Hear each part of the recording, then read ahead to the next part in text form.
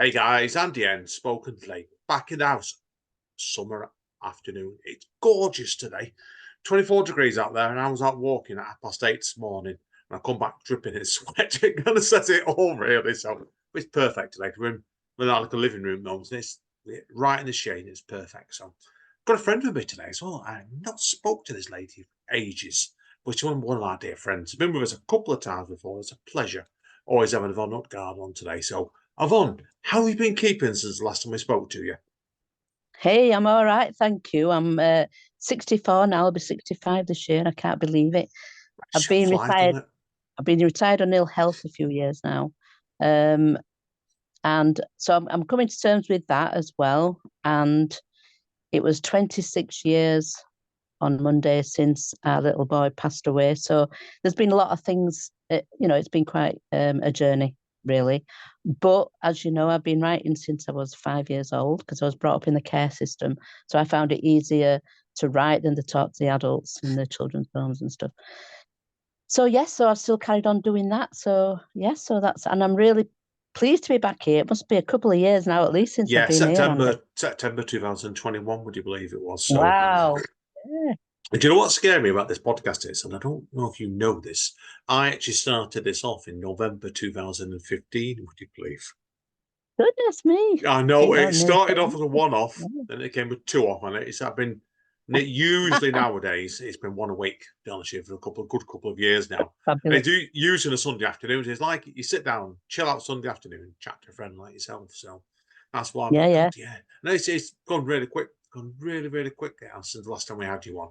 And I was just looking back before and I thought, my God, I thought, where does the time fly? Really, I don't know. sometimes. It's So scary. yeah, it is. Now, first of all, today, obviously, we're doing a bit of a recap. You told us a bit about your history as a writer. Last time we had you on, you just bought out your Aunt Jean book, hadn't you? So I remember Oh, you yeah, telling me about this. Yeah, tell us yeah, a my bit. Aunt Jean's a dinosaur. Yeah, tell us a bit about that book and what you just told me about the money you've raised in this book as well. It's just phenomenal. Well, our little boy was at Martin House Children's Hospice, and they were so amazing. They were like, oh, I don't know where I'd be today if it hadn't been for them.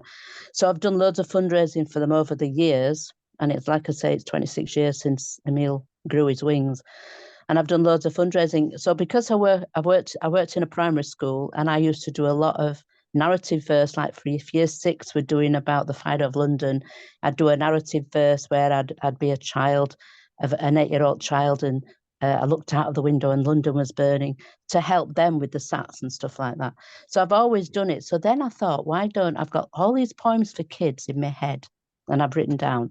Why don't I ask the children if they'll help to illustrate the book? So every class um, had a subject to do a picture about. So it might have been a ladybird, or it might have been a spider, it might have been a ballerina. There were all sorts of characters in my poems. So I asked each class to do it. So then um, the children's artwork is in the book. So it's absolutely incredible. So I've got a ballerina with a mustache. I've got a Brilliant. spider with about 5,000 legs, multicolored octopus. It's just absolutely incredible. And it's so wonderful and it's a legacy for them. So now a lot of those children have gone to high school and whatever, but they've got that record now. I was in a book and I helped to raise money. And so I've raised 1,100 and I think it's £24 for Mountain House Children's Hospice now. That is incredible So, going. so That is. exciting. It's not And I've excellent. sold all my copies now. I've just You say got two left. you got two left, haven't you? Like, so obviously, Yeah. like I said, it's people won't want to get hold of those two copies anyway because they're staying in your locker, aren't they? Oh, they say, yeah, yeah, yeah. Oh God, But it was phenomenal. I just couldn't believe it. And I had donations as well, like GMB, because when I worked at school, I was part of the GMB, and when they heard about it, they said, "Oh, wait, we're gonna donate some money." It was just I couldn't believe how people came forward, Andy. It was just phenomenal when they didn't know Emil and they didn't know Martin House, and yet they all just supported me. It was incredible. I think it does. It's like sometimes it's when you're doing those sort of projects like that, it really can be. I don't like the word potluck, but it can be. It's just luck sometimes what happens because Amanda did a charity book for Mustard Tree, which is a big food bank near us, about Oh last year, yeah, back in beginning of last year, and she cleared a good couple £100 on that herself. She did, and she was staggered by it because yeah, brilliant. it's like you just don't know what's going to happen sometimes these projects. And honest to God, and that's why when you told me that before, I was absolutely I delighted mean, for you. I was really chuffed because it went into Waterstones as well. So I took pictures of it on the shelf, and I was with Simon Armitage. There were all sorts of people on the bookshelves, and I was thinking, oh yes, you know. And so I'd written to head office, and I said, this is a charity book. I said, and thank you for putting it in your shops. I said, I am raising it for charity. I said, so it'd be nice if every copy that you sold, you donated 50p, at least 50p to Martin House. No, they won't do it. So what I did then is I had to go into Waterstones, buy my own books back, and Yeah. resell them because it was like, hang on a minute. So I wouldn't work with them again. It was real. I thought that was really mean, actually. Yeah, that isn't very cooperative. That's a way of putting No, it. A nice way of putting it. Yeah, don't no. impress me much anyway. That's for sure of it. So yeah. Well, no, I said I know. Listen, you've done brilliant with it anyway off your own back. Yeah, So despite over big large corporations not helping, off your own back, you've done success, and it's a brilliant. Now you sent over to me a song before as well, and I'd clean forgotten you actually do songs as well, don't you? So I do. I was yeah, really proud of her this year. You know Hannah Stone, of course, don't you? yeah. She was instrumental in choosing 10 writers, and there was another guy who was instrumental in choosing 10 composers. And then we were put together, and it's a very long, complicated thing. I don't want to bore you with it, but what they did then is the composers played 3 pieces of music. We read 3 poems out. Then we went out for lunch. We went in lunch. We met the composer, we're chatting away to him, blah, blah, blah, blah. And then behind the scenes, they fitted us all together, did Hannah and Martin. And so then what they did is when we came back, they told us who we were going to be working with. So it was a person from Leeds that, that was your remit that you had to write about, a person from Leeds. We had to write a poem that was turned into a song that was performed at Leeds Minster. Oh my God, it was amazing. Wow, So wow. Joy is the composer, amazing. Anusha is the singer, and she's from India. And Chun Meng was the pianist, and she's from China. I can't tell you how beautiful. You've heard it. I can't tell you how beautiful it was. Oh, It was just, and the song was called "Letter from Heaven." And actually, what the person I chose was Tony, Emil's dad. And it's a letter from heaven from Emil to say to his dad, "Don't worry, I'm okay," and don't, And it was just, it had to be written. I'm sure you know what I mean. The yeah, words just, they do, yeah. they Oh, had to be written. And oh, when he did the music, it was like God had gone inside my soul or something. It was like he knew. I just can't tell you. And when it was performed, and her voice was exquisite, and the music was played on the piano, and she played it with tenderness, I suppose is the only word I can choose. I couldn't have, if somebody had said, how would you like this poem to be turned into a song? I couldn't have picked anybody better to do it. I'll never ever forget that. yeah, it's stuff like that. Sometimes you can, because I know I've done it, worked in collaboration with people before, and I still do to this day. And sometimes you sat there thinking at the end of the project, my God, I thought I'm involved in this. This is Yeah, me. You can't take I it know. away from me. Oh, brilliant! I wish I'd been there to see that. Oh my good grief! Wow. And I kept thinking, oh, I'm an old woman and I've still got it. Oh, you definitely You know what you're I only. mean? My opinion, Yvonne, is you're only old and you're in your hundreds. Yeah, that's true. Oh, I've got a few years yet then. Yeah. Well, I'm mentoring somebody at the moment, young lady, and I'm not going to name her because I'll embarrass her completely because I know what she's like. But she's fantastic. She's only 21. And I keep saying to her, I'm middle aged now. I'm old enough to be a dad. And she says to me, well, you're only old enough. You're only old when you're in your 80s and 90s. And I thought, that's fair enough. So I can live with That's fair that. enough. So, Yeah, yeah. yeah, yeah, So yeah. you've barely got going, definitely, on I would say. I'm in the autumn of my life. That's quite a nice one. I like autumn, so that's a nice way to look at it. Yeah, I think so as well. Because like I'm of the opinion, before we go on to the next thing, I want to ask you, I want to know what you think of this. Because I've always said in life is an 80-year cycle. So 20 up to 20 is spring, summer to 40, then obviously naturally after that. And what do you think? Is it? Yeah, do you think you're heading into those sort of genres? You get like Yeah, I that. agree. I agree with that. Yeah. That's why. So, and I But you think, still enjoy life. Right? yeah, and autumn is full of colour and change, and I think that's absolutely right. Yeah. Yeah, I mean, I think life has got, because creative people as well, you've always got to be moving forward all the time. Because that's a fantastic example of the two things we talked about alone. So, and the next thing I want to talk to you about is obviously with Stairwell Books. You've been in an anthology, which I'm in as well, Oh, actually. There is no Planet B appearance. So, fantastic. oh, it's a great book. It really is a fantastic book, this. And I sent across a really quite dark piece on this, and I didn't think it'd get accepted. Yeah, 'Cause, brilliant it was. Yes, I mean yeah. everybody in that book was absolutely stellar performances. Absolutely. Yeah, tell people about your piece in the book then, in case they're wondering, and I'll tell you what mine was and where mine came Well, from in a minute as well. you know that I'm an environmental poet anyway, so Yeah, when I I do. heard about it, it was like, wee!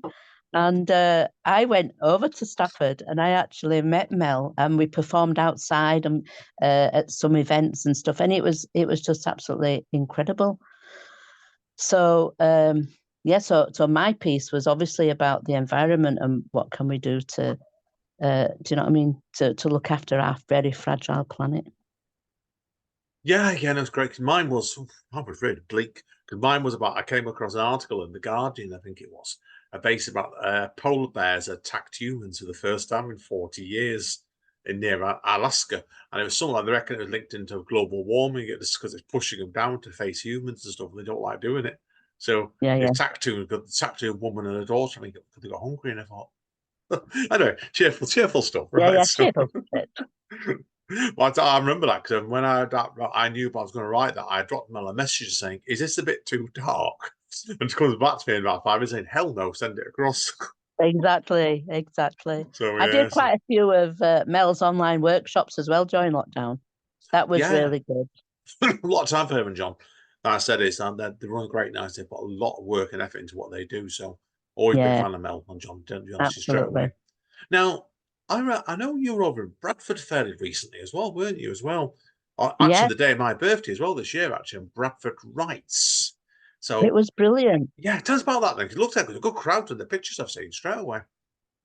It was very exciting. Again, I seem to have lost a lot of my confidence. I've hardly done any live events at all. It's the confidence of going out and whatever now. But Nabila had said to me, "Come along," she says, and do you know what I mean? It's been so long since I've seen you. Me and Nabila go way back. We're really good friends. So I bit the bullet, and Tony and Amali came with me, and we went on the train, and we got there, and it was so good to see so many familiar faces, and it just felt like my poetry family were there, and they were all so glad to see me, and that gave me the lift because I thought when I stand at the front, I'm so nervous, and what if I forget? Because I don't usually um, read from a book. A lot of the stuff that I read comes from my head, and I kept thinking, what if I've forgotten? What if I forget a line? What if? And I just imagine people are going to judge me. But then when I saw all these faces and Yvonne, we haven't seen you for ages, and all my anxiety went. It was amazing, and I'm sure you feel like that sometimes. I do. I think it's not. I don't do as much as I used to be honest, nowadays. People are wondering, just for various reasons, really.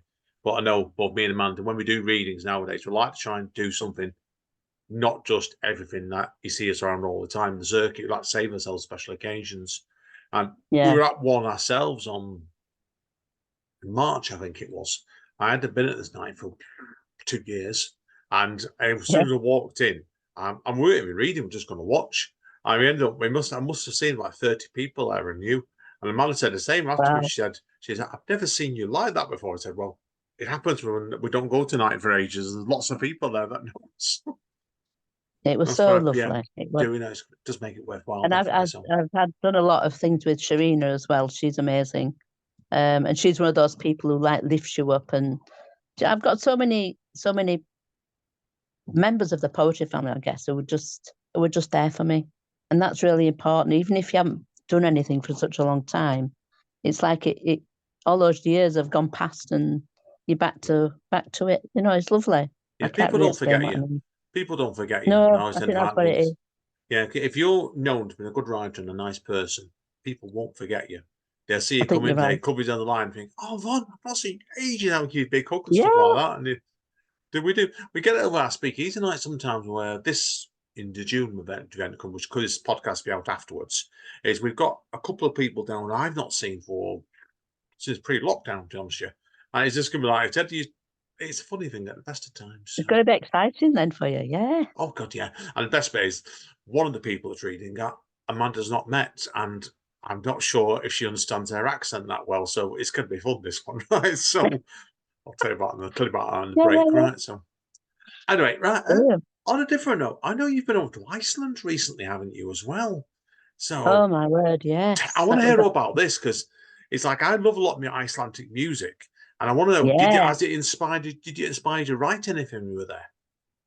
I did actually, but that's not one of the pieces that I'm going to read today. So that'll have to be next time, I think. Next Next time we time, do yeah, one. definitely take you up on that. It was just absolutely amazing. And my friend Karen, we've been friends like over 40 years, and she just suddenly said, I'm going to Iceland in February. Are you free on such and such a day? Just because I've booked us a hotel. I booked us to go I booked the flights, I booked the hotel, and booked us on all these trips to go to Iceland. And it was like, I've not flown since before COVID, so I was like, but I bit the bullet and I thought, and she lives in the Lake District, which is an absolute bonus. So I went a few days before. We flew from Newcastle, really smooth flight, lovely cabin crew. They must have known that I were nervous. They were brilliant. It was absolutely fantastic. We were hoping to see the Northern Lights. We saw the volcano erupt instead. Yes. So that was amazing. So we saw the volcano. We'd booked to go to the Blue Lagoon. We couldn't go there because of all the ash. But we made the most of it and we did other things. So do you know what I mean? It's soft law. I think you go into countries like people forget this. You go to countries like Iceland, they've got known to have active volcanoes. You don't Yeah, know what you're stepping into sometimes, and it just means you have to go and do some aerospace, and there's always other stuff to do anyway. So yeah. But the people were just so lovely, and I can't really. The scenery was just like out of this world. We we even went to an inactive volcano, and we were all given crampons so we didn't slip and everything. So you can imagine me, with my walking stick and my crampons, walking towards this volcano, and there were these guys, right, and they were walking on up the side of the volcano, and it was like, what are you doing? If you wow, slip and you go down there, who's going to get you out? Who's going to get you out? And that was really, really scary. And then there were the lady on the bus. She was telling us about another tour company who'd taken some people over, and they've got some thermal like geysers, and it says there's a little barrier around, and it says 80 to 100 degrees, blah blah blah blah. And so they're still, and then they bubble, and then they start shooting up. And this lady must have thought, I bet they're not that hot, and she climbed over the barrier, and she put a finger in, and it burnt it to the bone. So there you ow, go. ow, Yes, I ow. know. Oh yeah, well, it just shows you. You listen to what people tell you sometimes, as I would say there, definitely. Ow, ow, ow, Absolutely. But ow. it was Oh. just absolutely incredible. And the lady, because we were driving in these great big truck things, with huge, obviously snow wheels. And I said to her, I said, what happens? Because I didn't see any garages kind of thing, dotted about. And I said, what happens if you have to change the wheels? So she says, and she were a proper Icelandic lady. She was um really muscular but pretty. Do you know what I mean? And she said, I take the tire, chuck it over shoulder, put the new one on, no problem. And I thought, I can imagine that. I mean, these tires, Andy, were absolutely massive. And it was like, oh, blimey. Do you know what I mean? Oh She was no, so no. matter of fact. And she was telling us that the children get a job when they're like 6 or 7, as well as school. So she says, and then they get the idea of what the economy's like and money. I thought, what a good idea. I didn't tell her, of course. Well, we used to send children up chimneys. In Yeah, England. that's So I better slightly not say different. that, mate. That's slightly different to that is to what I think what Yeah, they yeah, probably yeah. do. So yeah, But slight it was difference really there. interesting listening to what they were saying. Oh no, great, Fabulous. so great. Okay. Just the prices. Sorry, if Mm, you get a pint of beer was £17.50, I think, if you wanted a pint of beer. that's not fair. When Okay. people are wondering, mind you, also touched the floor. Then that's the last Yeah, time I moaned about the increase in the beers in England. That one. yeah, Grief. yeah. Wow.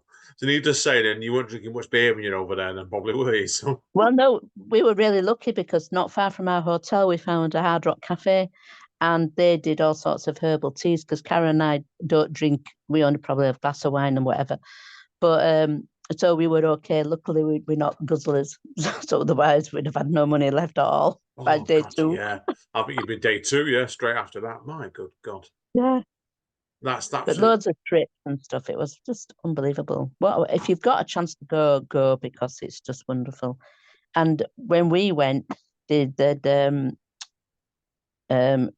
the minibus driver, the Icelandic lady, was telling us that they'd stopped whaling. They said there's a big contingency on the island because they've always done whaling through generations and generations, and now they're trying to stop it and becoming more environmental thinking.